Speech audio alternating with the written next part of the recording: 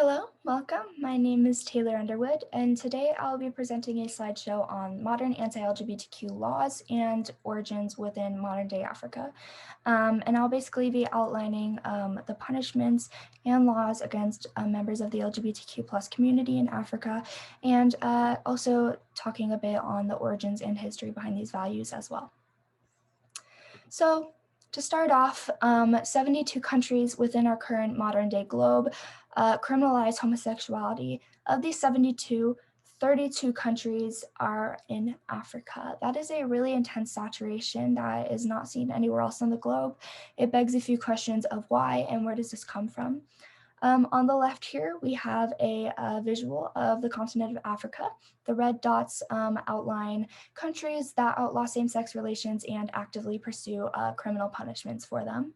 Punishments vary a bit depending on state or country. Some have penalties and fines, some have jail sentences. Life sentences are actually quite common. And then 4 countries actually still do uphold the death penalty. Within Africa, 22 countries do not criminalize same-sex relations. Only 1, which is South Africa, has legalized same-sex marriage. That was back in 2006, and no country has done that since.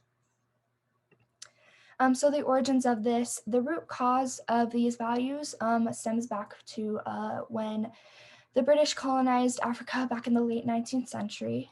We saw them coming over with a lot of their own values and ways of ruling and taking over Africa, so to speak. Tribal chiefs and village courts of law, which were traditionally the hallmark of conflict resolution, were traded for a European penal code system, which included the criminalization of homosexuality.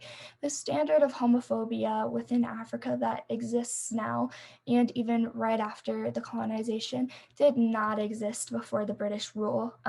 It was in no way near the same standard.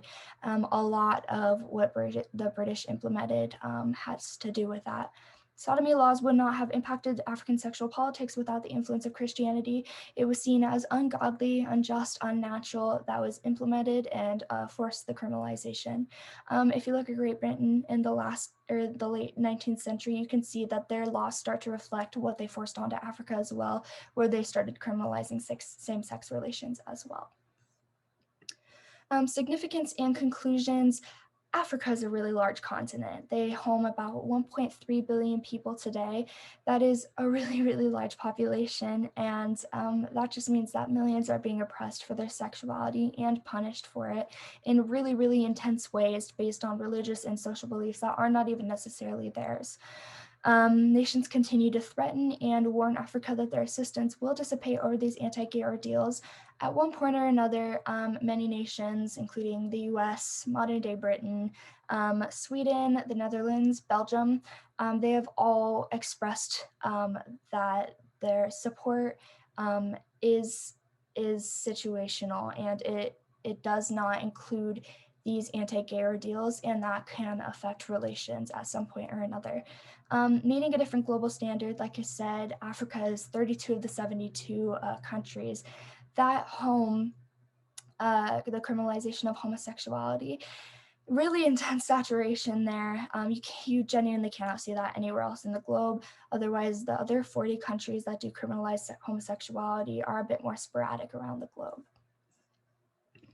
And here's my works cited. I thank you very much. I hope you enjoyed, and I hope this was informative. Thank you.